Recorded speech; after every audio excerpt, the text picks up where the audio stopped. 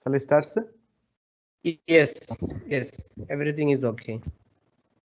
Respected invited guest, Dr. Madhulika Sahu ma'am, dear faculty colleagues and dear students, a very good afternoon to everyone. So in the ongoing EVS lecture series, Dr. Madhulika Sahu is the invited speaker today. So it's my pleasure to introduce Madhulika ma'am to you all students. So Dr. Sahu is an anthropologist by training. Currently, she is working as an assistant professor in the School of Business, VITP University, where she teaches anthropology, gender studies, qualitative research method, anthropology of technology. So she has 8 years of experience in working with forced migrants in India and the United Kingdom. She has worked with communities displaced by disasters and development. Her PhD research was on the reproductive health care of displaced indigenous communities in India. Her research interest includes climate change adaptation, forced migration and gender and health. She is also a regional coordinator to Avoidable Death Network. She is a reviewer in different international journals. She has published many papers in international journals and presented in many national and international conferences. She is also an editor advisory board member in Cambridge Scholar Publisher. She has recently received the prestigious Young Researcher Award in 2020 by Institute of Scholars. So with this brief introduction, I invite Dr. Madhulika ma'am to take over the session. So it's over to you, ma'am. Okay, thank you, sir, for a good introduction. And thank you, sir, for the invitation, Paramasim, sir. I remember a few organizing. Really excited that, in chemistry, so issue and it is included in the. It's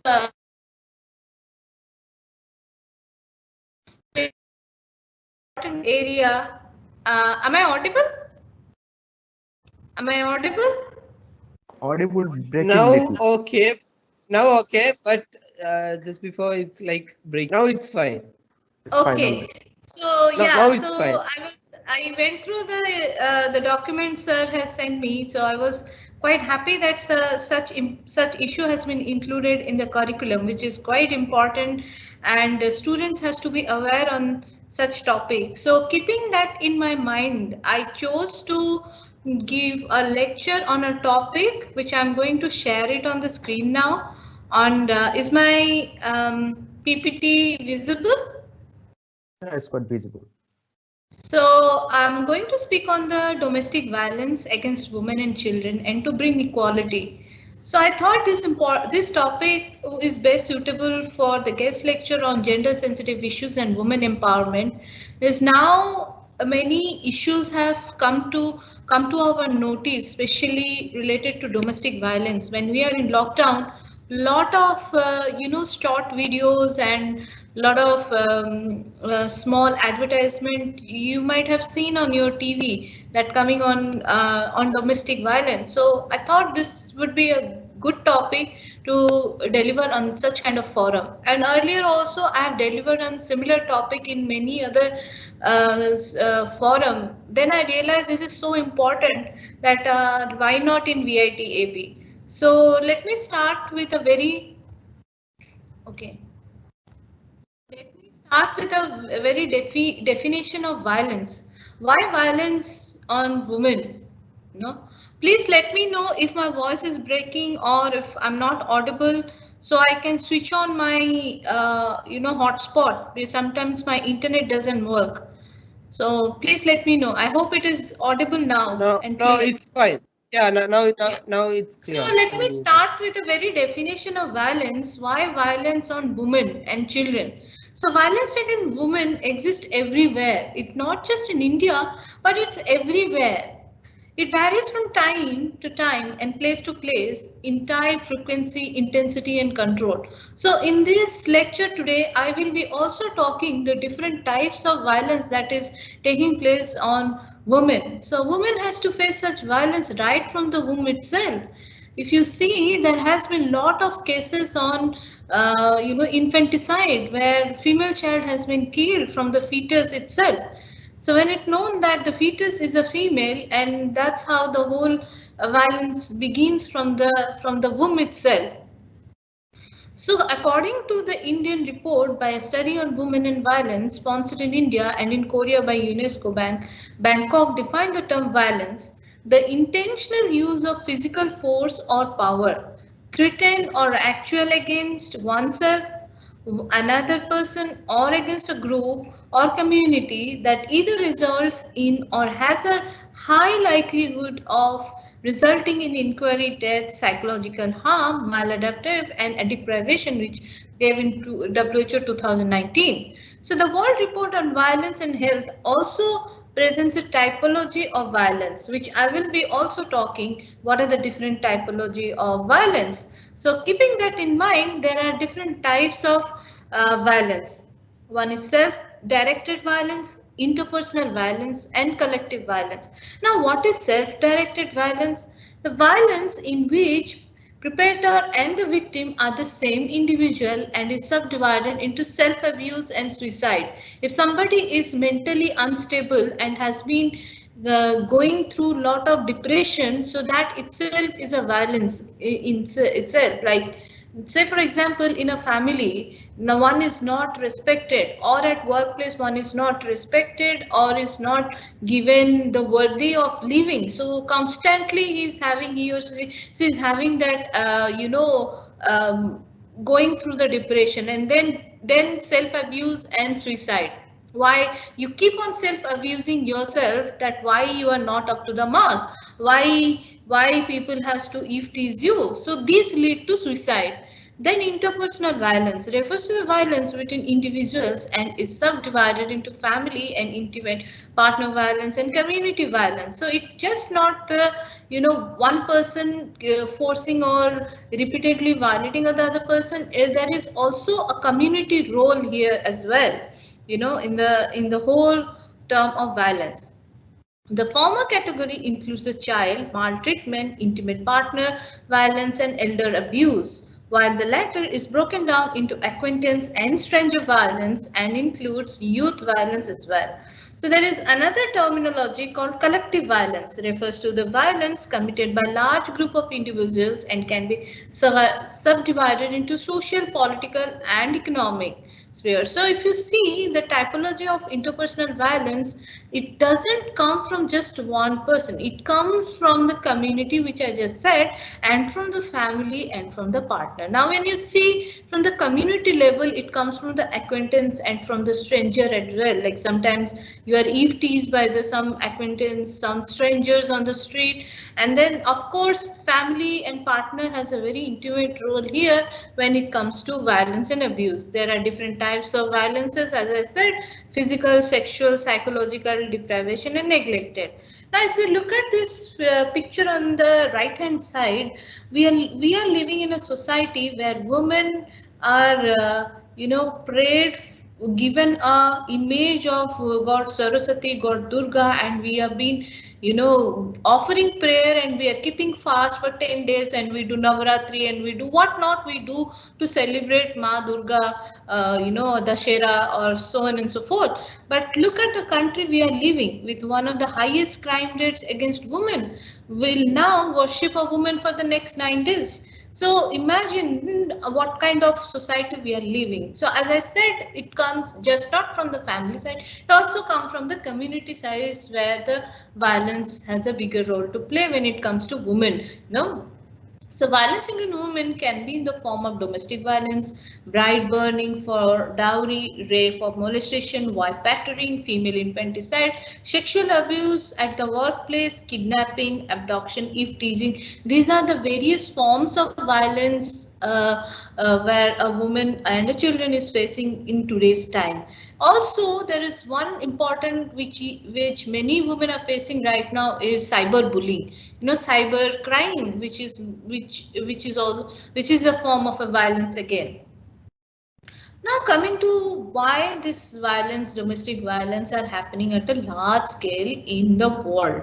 There are various factors associated to it. I'll just touch upon the important one. So let us look at the first factor, that is social factor. Social factor plays a very important role, where women becomes the instrumental through with the systematic inequality is maintained. This is achieved through rules of legitimacy of offspring. Why these things happen? Because of the patriarchal society that we are living. The whole system starts from there when it goes to caste endogamy and exogamy, where the anuluma pratiluma form of marriages, where a high caste woman cannot marry a lower caste man. So these kind of differences, where a woman has to follow certain rules, she has to be submissive, she has to obey the, she has to wear certain type of dresses, so she cannot go after night. So these are certain rules, which certain social factors where a woman has to follow. So if she is not following, if there is a contradiction in a family, that her views is not respected, there from where the violence start. The socialization pattern existing in a society instill a woman the importance of family in hierarchical gender relation to such an extent that they have limited or no independent status. So when they don't have that independence, where they don't allow to go and work, they have to, these are all falls under social factor. Other factors like economic factors. Now, what is economic factors?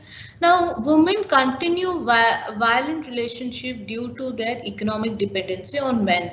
If you see, majority of our Indian population, in women would be depending on a man. Even if she is having a very good career, she will have to give up a career after marriage, because she has to shift from one place to another. And then from there, if there are certain rules in the family, that in the family women after marriage are not allowed to work, then again she has to sacrifice and to depend on the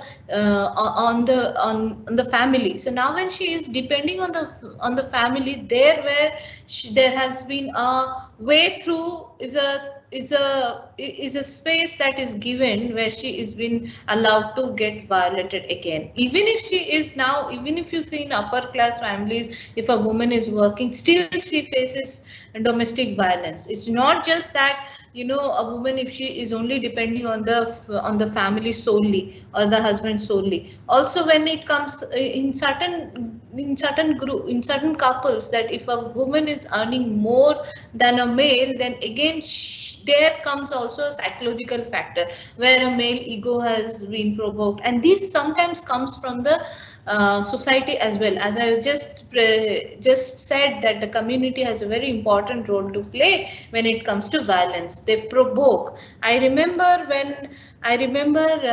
one of my friend, she is married, she is a PhD, and her husband is not very educated, and he's just done MBA or something. Again, there were the provocation start, that your wife is more educated, she's earning more than you, and there where the ego problem, even if they are very comfortable with each other, and still there is a problem between two, because of the community or the family, they interfere and they try to provoke to bring certain kind of anger and jealousy within the couple. So that also lead to some sort of factors on domestic violence. So psychological factor also plays an important role when it comes to domestic violence. It has found that lesser educated the husband, greater are the chance of his physically abuse his wife. So it has been hypothesized that when a woman is more educated and better placed than her husband, he might feel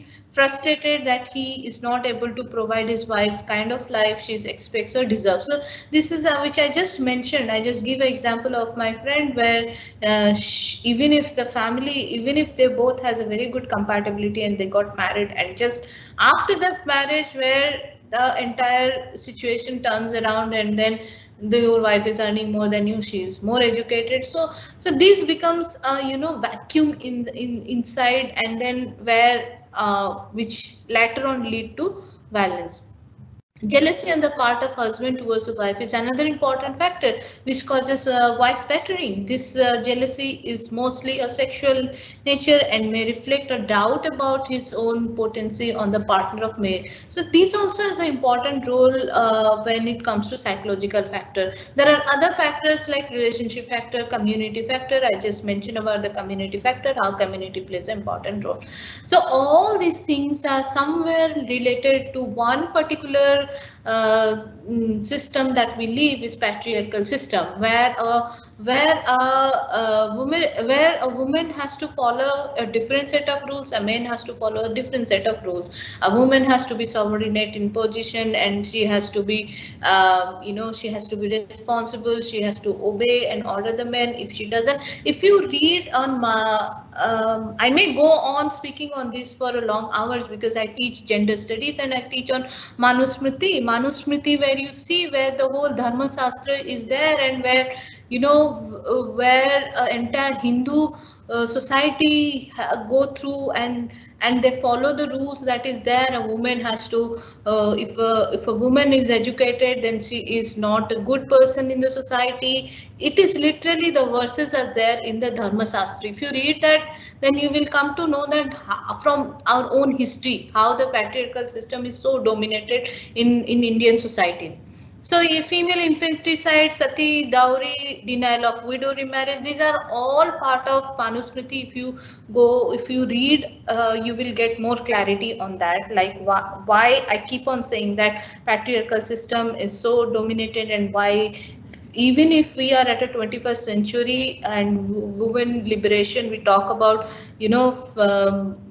first wave feminism, second wave feminism, third wave feminism. These are where the women rights have been given so much of importance, but still there are so much of domestic violence, there's so much of women wife battering, there's so much of infanticide. So these are somewhere all related, linked to one particular thing which I just mentioned is patriarchal system.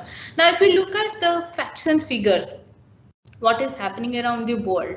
So this is a figure I've taken from UN Women. UN Women is United Nations for Women, which works for the betterment of the women all across the world. So if you see the world figure, 30% of women worldwide have experienced physical or sexual violence from an intimate partner. If I break down to Indian situation, what is the situation now? You see, these are the figures I've taken from National Family Health Survey, which says that 35% have experienced physical or sexual violence. So this figure translates into millions of women who have suffered and continue to suffer of the hands of husbands and other family members. So married women are more likely to experience the physical or sexual violence by husband than anyone else. So let us see the type of violence they face. So if you see the percentage here, you see at least you see 34% of women have been slapped by their husbands or any family members. And then if you see 10% again, they have a physical forceful for her to have sexual intercourse, then kicked her, dragged her, beat her up 12%, punched her with the his fist or with something that could hurt her 11%, twisted her arm or pulled her hair. If you see, these are the different violences a woman face. Abuse, using verbal abuse is also one form of violence. If you look at the state-wise distribution, Bihar, Rajasthan, Madhya Pradesh, these are some of the top 10 comes under top 10 state that have at least more number of spousal violence have been experienced. Now, spousal violence, I just mentioned about Bihar, Madhya Pradesh, Rajasthan, that makes 59% in Bihar. So you can imagine the number of people have been abused and been sexually violated or been the number of spousal violence women are facing. Now, if you see the situation in lockdown, Now since I just started my talk saying about the lockdown situation, why domestic violence have increased, and you've been seeing nowadays, now in TV, a lot of advertisement are coming, short films are coming on domestic violence during COVID-19. So why during COVID-19? It was always there. So only that a man get more access during COVID-19 because of lockdown. Now that full time a man, if a man is a drunkard, he is there in the house. I remember some of my friends, they're calling me and saying the kind of problems they're facing during lockdown, kind of abuses, the kind of violence they are facing. So you can see in 2020 it has drastically increased because of the very particular reason on lockdown during COVID-19. So if you see the figure which I have taken from Hindu paper, which a study was done. So if you see about 32 complaints were received per 1 million women in Delhi, the highest complaint rate. So these are other recorded numbers in Maharashtra, Tamil Nadu, Kerala, Haryana. These are some of the figures that has been reported that women are facing domestic violence. Now how these can be curbed? So there are various laws to curb domestic violence. Okay, so to protect women from domestic violence, the Act was came in 2005. Section 498 states that whoever being the husband or the relative of the husband of a woman subject her to cruelty shall be punished with imprisonment. Now there is two sides of it. Now many women are taking advantage of this act. Okay, section 498, if you see, there has been other women, if they range of just go to a police and complain on section 498 that she's been abused. Now there has been long debate on this and there have been certain changes to this act as well. Now women are also facing sexual harassment at workplace. So to prevent, there was another act came in 2013. So the sexual harassment women at workplace. So every company is mandatory, or any university, there has to be some committee which is known as internal complaints committee. Even in VITAP we do have ICC, where anybody has any, even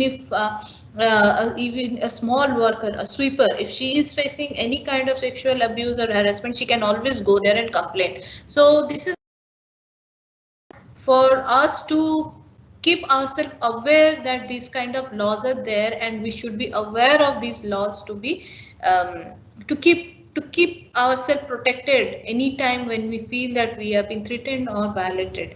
Now again, there is the Dowry Prohibition Act, the Protection Child and Sexual Offence Act POSCO to protect children. So to accelerate these laws, one nodal agency that works with the women and for the women is the National Commission for Women. If you see, there has been lot of awareness program has been launched by National Commission for Women. There are number of helplines numbers were there, and where women can freely contact and they can always file a case online in National Women Commission. Now how we can reduce the violence? Reporting, as I said, you should be aware of these laws, and you should know where to report. So reporting is important. If you do not report, if you do not speak up the violence you are facing, then it is very difficult for yourself to protect. Now many women have used the social media, use of social media. Social media has become a very important platform for many women, where they can post about their problems. There have been small communities that is working for the betterment of women who are facing domestic violence. Then of course, interrupt abuse. You have to interrupt this. You have to stop street harassment, stop victim blaming. If you see that there is somebody in the house is being victimized, you need to understand their problem rather than blaming the person. Many a case, if you see, if a person is from the family, the case is been sometimes doesn't report it, because the family, it will be the the family name will go, and they will not report, and they will try to blame the victim that it might be your problem, that you might have done something wrong. So stop victim blaming. Try to understand, allow them to speak. You should not see that okay, somebody from the family is doing it, and you should have that guts to go and complain and register complaint against the family member. Call gender violence that it is not bullying. You need to call it as a violence. It's not bullying. Bullying is different and violence is different. Stop stereotyping men and women role, which I just mentioned about patriarchal society. Woman has a different set of roles. A man has a different set of roles. A woman can't go out at night. She has to wear certain outfits.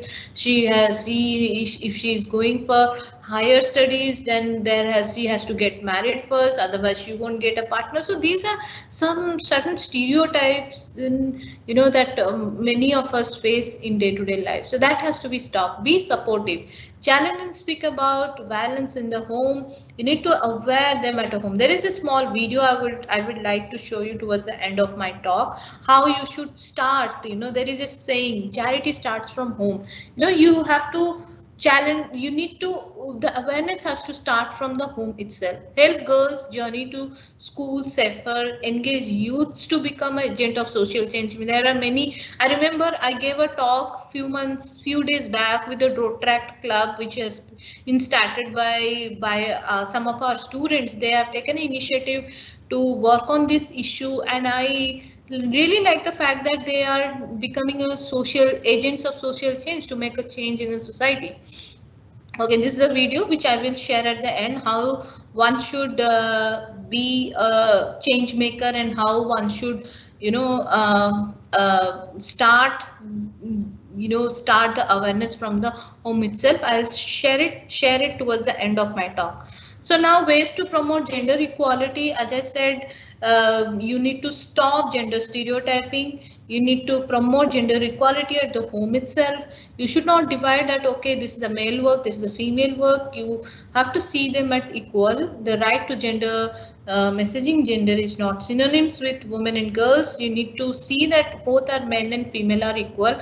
Tap into girl and women power, engage with men and boys, gender sensitize service providers, celebrate and promote positive deviance in the society. These are some of the important points which I felt that every young people should start, and they should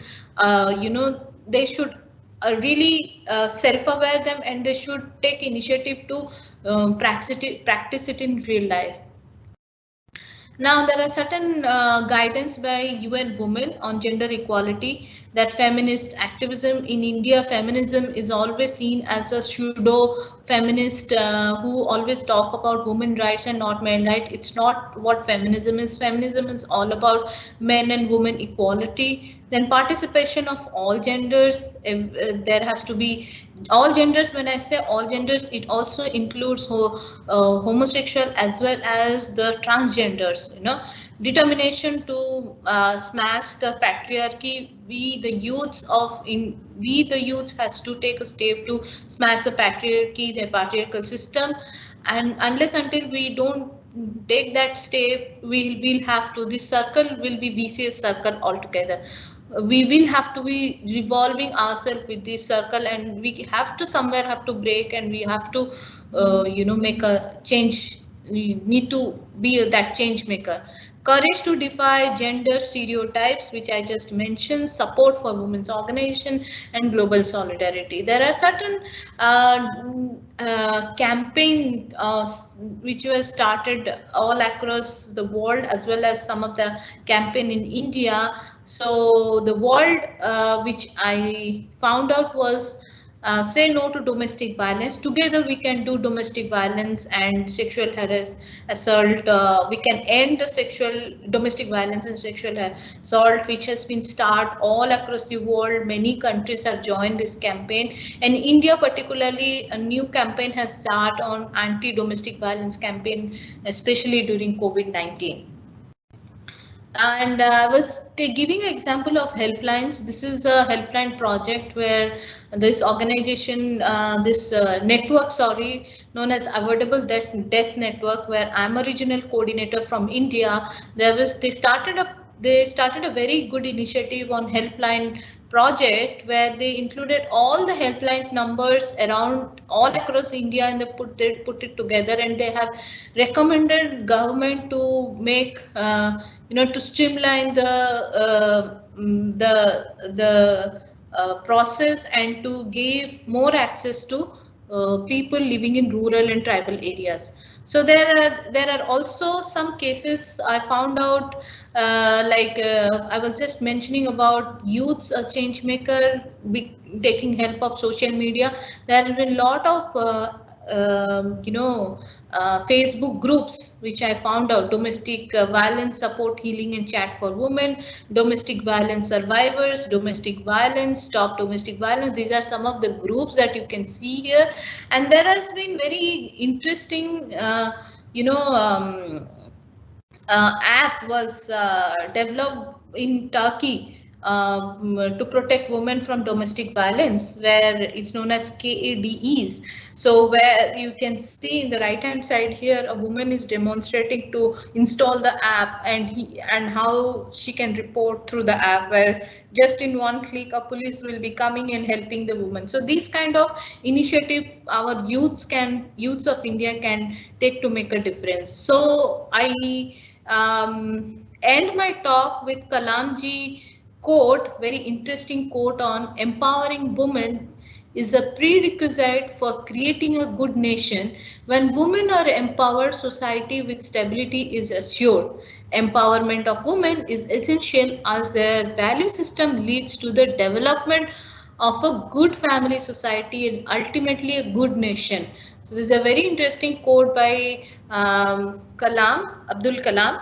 So this is my mail ID. If anybody want any kind of information, can always contact me.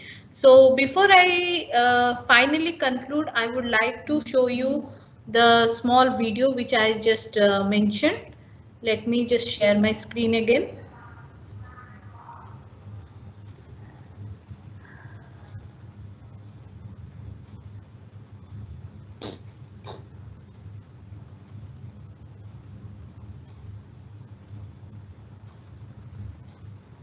Okay, so this video, I took it from Facebook. This is a video, very interesting video, how you can make a change, can start making change in from the home itself. Okay, let me play it again. I think I have to switch on the audio.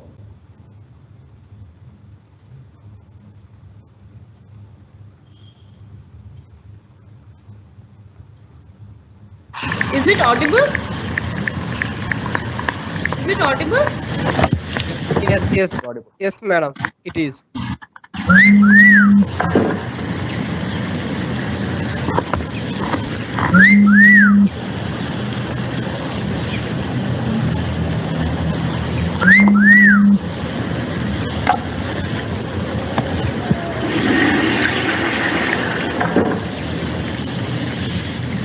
ये tone change कर दो।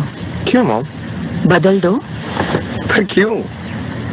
क्योंकि रोज जब मैं office जाती हूँ, कुछ लोग मुझे देखकर ऐसी ही सीटी मारते हैं और मैं सीटियों से थक गई हूँ। Share your story with your son. Don't let what happened to you happen to another woman.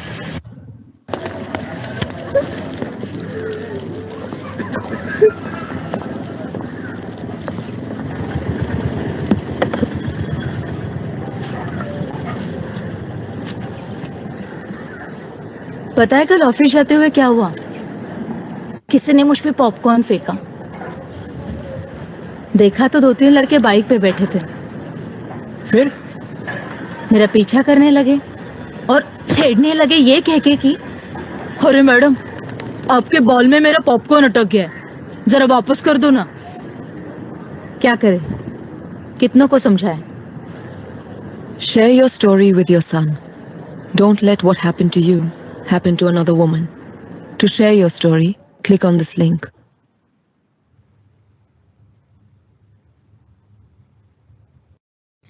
Okay, thank you. Thank you for patiently listening to my talk. So I end my talk and we can open the forum for further discussion.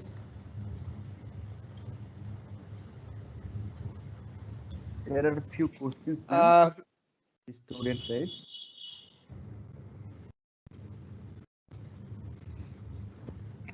Shall I go for it, sir? Sabil sir. Yeah, you can. Even madam can also view that one in the question and answer question section in the comment box. Or else we can read it. No, I can't read I can't see any question. Okay then. Leave. We will read the thing. One thing. Can you please discuss about the laws implemented on behalf of eve teasing, rape, molestation, etc. As I just mentioned, for eve teasing, of course, you can always, unless until it is section 498, you cannot report.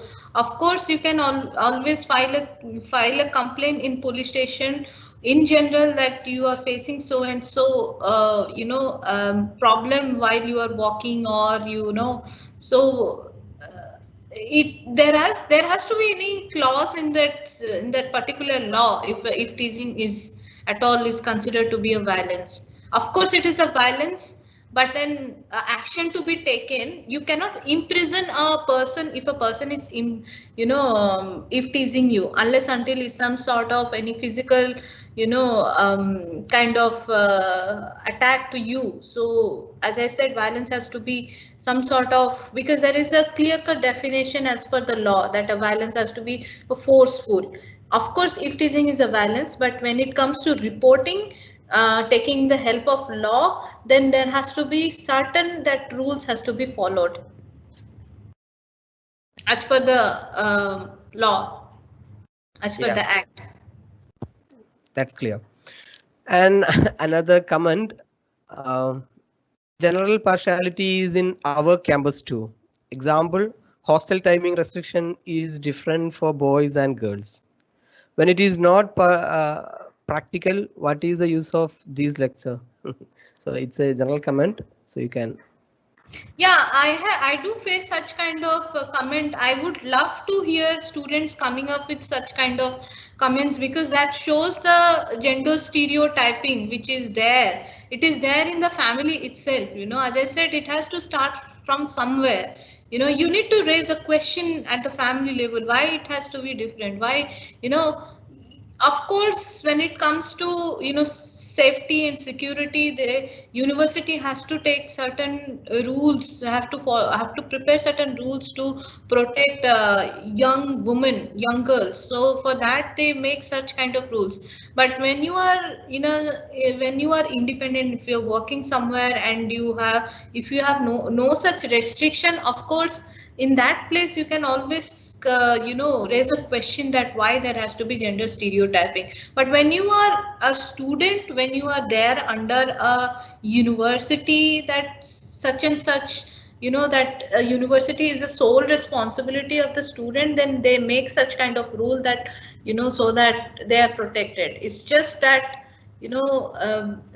certain organization has to follow certain mandates to take care of the students. So from in that point of state, yes, you have to follow. But when you are in the family or when you are independent somewhere working, then in that you have all rights to say that it's that I can take care of myself. Why there has to be gender stereotyping? Like I stay here alone, that a lot of people question me that how can you stay alone in COVID-19? A lot of people are gone and it's lockdown. It's my life, it's my choice, so that's certain things you will have to speak up and you will have to fight for your own rights.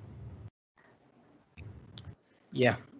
And another one, like as you said, if there is no partiality, like higher caste women, lower caste men, like things from past, do you think today's world would have been different from now?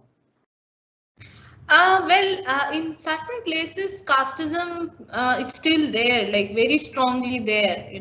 In certain community, as I said, exogamy and endogamy, which is a very typical anthropological term, they want, it is a family tradition that a certain in caste group that they have to marry within that group. Like a Brahmin has to marry within the caste group, within either a Brahmin person or a higher caste man or a woman. So in that case, if a family tradition has been there and it's been strongly practiced, in that case, even if you are so much of educated, you are highly educated, you will have very less to say because you have to follow the family tradition. Of course, as I said, you will have to take a step to make a change. You will have to be a change maker.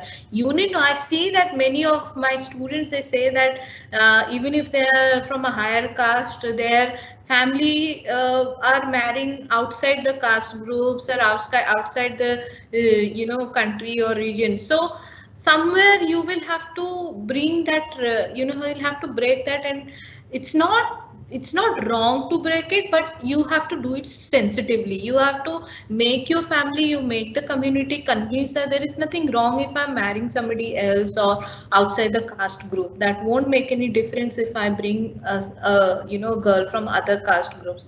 So yeah, I mean, if in today's time it's still there, and if it is there, then you will have to be the change maker.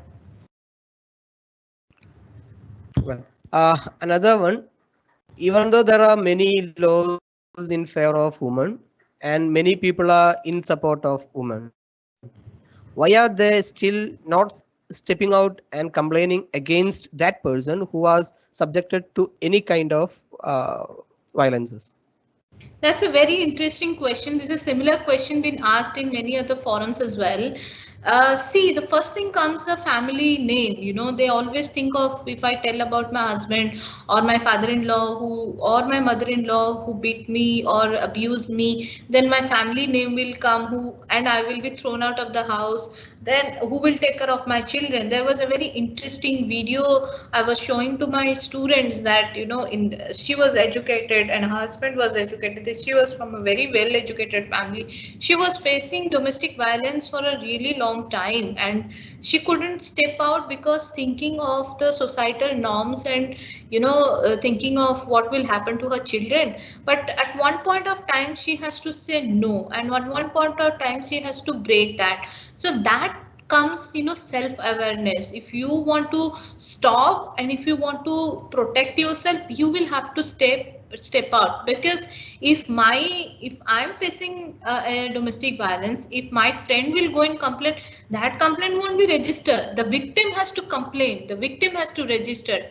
As I just showed in my presentation, that reporting, and many of them are taking help of social media, because social media where you can voice yourself, where other women from the who facing similar cases, they can always join and they can always be your support. So there you can such women can take steps to protect themselves. Well, another one, do you suggest any method to change the mindset of people who are harassing others?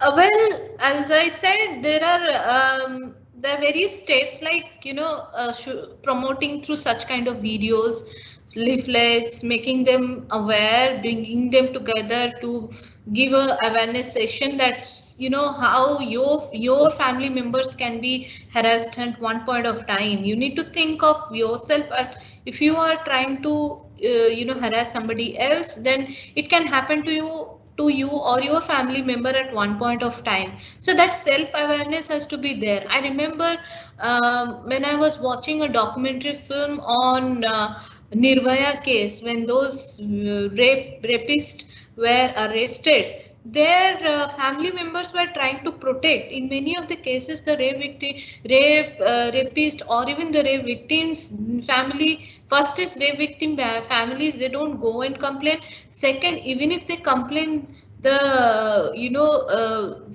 rapist family, they support. They don't strongly say that okay, our children have done a mistake and they should be punished. So that self-awareness has to be there, so that both the victim has to open up and the person who is doing the crime has to be punished. We live in a society where punishment takes so much of time, even if we know that this is the person who has done the rape or who's been harassed, the case goes for years together. Why it happened? Because the other side is weak, the victim side is weaker than the other side. So we need to be strong enough to voice and to spread our pain all across, to make other people to join your campaign, so you can make the victim, make the criminal feel ashamed of the crime that they have faced. So this is a way out. You can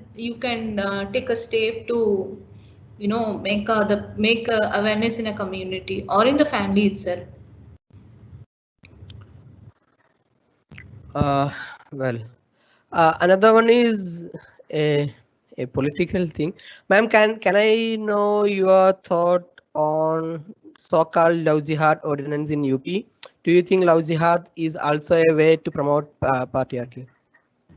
Of course it is. As I said, patriarchal society always have given a dominance, power to male. And here, if a woman is converting, or in most of the cases, conversion happen in a female side. She has to convert, and I have hardly seen a man converting to a woman religion. A woman, if she is marrying to a Muslim, then if she is Hindu, then she has to convert. I have never seen a man converting. Even if it is there, then of course there has to be some equalities there. That's why you see both of them. But yeah, conversion is something, and taking this as a law, as love jihad, is sheer fascism that we see today in Indian politics. So I won't go there, because that is more to do with Indian politics and more to do with with voting, and so CAA, and lot of things are involved into it. So let us stick to the topic of then of course love jihad is something I would strongly not support. So there's love has to be open, it has to be accepted, no matter what religion, what caste or creed you are from. Well, another one is only men are responsible on women abusement.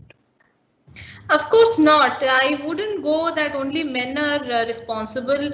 There is a whole, as I was started with my talk with not just one individual, is a community also plays an important role. Your family plays an important role to be the part of that crime. So where from it comes from? I remember some of my friends who are facing this. Even if a male, he's educated, then the family, the kind of childhood he has been through, that has provoked him to do such kind of crime. So here you see that he has seen such kind of thing in the past or in his childhood. And also it's not just male, even female do violence to male as well. It's just like our law is more women centric than the male centric, and because of the so-called patriarchal system and masculinity, to maintain the masculinity and femininity, a male hardly would go and report the violence he is facing.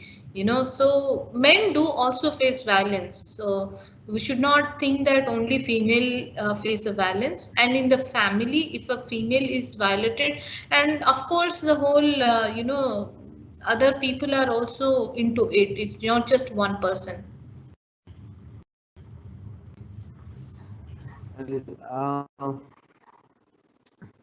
There are many other comments too, and few said thanks to you. And I think we can wind up the section. There are, or what's your opinion, madam? Opinion on what, sir? I mean, there are few more questions. Should we go for that, or we can stop from here? Anyway, as we all in the campus, so we can discuss it in the later forum. Yeah, students are free to send me mail. So please feel free to send me mail. I'm happy to see that BTech students who are asking, coming forward and asking a lot of questions. I was thinking, will I be, so yeah, I mean, I'm quite happy to see the kind of response from the students. Paramasivam sir, shall we conclude the session now? Yes, sir.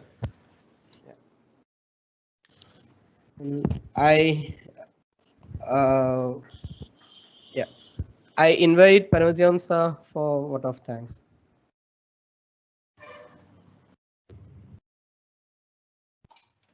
Very good afternoon for one and all person here. I am really thankful to our Madhulika ma'am. Thank you, sir. In fact, long back, I think more than 6 months back, just I requested her about the topic like that. Can you give some seminar for our environmental chemistry course like that? That time that is before our COVID condition, she agreed. Then I kept in mind, after having a lot of this previous guest lectures for the different topics, finally I want to add this one also regarding the women and child, this one education and their problems like that. In fact, we are on behalf of our department and School of Sciences and Languages, I render my heartfelt thanks to Madhulika ma'am. Thank you, sir. For her excellent present, giving different, or what I can say, some new views for our young students. Okay. Really thank you, ma'am. And also I extend my thank for all our colleagues for arranging the seminar nicely, properly. Thank you, one person here. Ma'am, I want to clarify some doubts with from me from my side with you, ma'am. Hello. Yes, sir. Just I want to have some clarification, ma'am.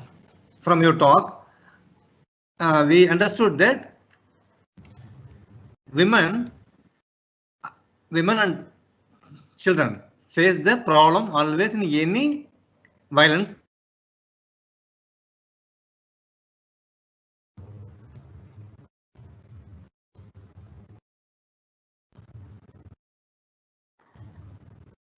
I think there's an issue. I think there's an internet problem. Yes. At every level, women are facing problem. The main reason I feel maybe cultural basis also. Any problems like our farmers problem in this now people are facing in Delhi. Everywhere, women comes and faces the problem, and any violence in a war between a group or any other thing. And one more reason is we generally the society thinks that women and children are assets, not human beings. For example, if someone wants to harass another person, another male person, this first person tries to attack the assets of the person. Assets means women and kids. So how to overcome these things? So we have to make the mindset of the society, all are human beings. This one thing. And another thing, take animals, ma'am. There they are living as society, as a group. There in the animal society, there is no levels like your caste system like that. They are having fight for what? For their food, shelter, other things, but not they are having the levels like your human society. So this lot of things mainly based on the cultural and other basis also. This also you can have one more lecture after some time, ma'am. This I just want to conclude. Thank you, Yeah, that's very true. That's very true. Like, if you see there are different kind of cultural practices that itself is a, abuse to women and children. Like if you see some in tribal community, I delivered this talk long back in one of the forum where a woman is giving birth A male child umbilical cord would be cut with a saw, because he will grow and become a hunter or a farmer, where a female will cut with a knife, the kitchen knife umbilical cord, because she will have to take care of the kitchen and all. So this kind of thing itself is a cultural practices. Certain practices itself is a abuse and itself is a violence. So that has to. But again, if you see as as a social scientist or as an anthropological point of view, there are certain practices where communities are very comfortable. Certain cultural practices where community been practicing for years and years together. Like for example, in Dongri Akond in Orissa, where animal, they will have to chase a buffalo and to kill them, because that is their kind of festival they enjoy. Then they distribute the flesh of the buffalo. That's a practices, cultural practices, where it is inhuman to practice.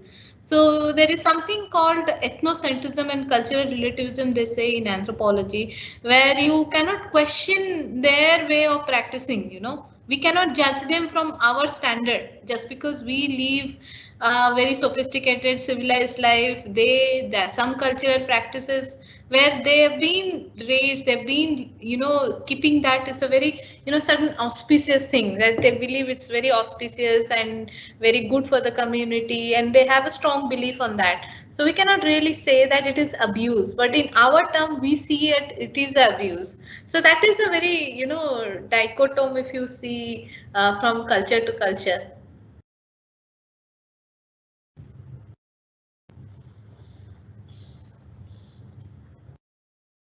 Sir, you are mute. Thank you, ma'am. Thank you, ma'am. Thank you so much, ma'am.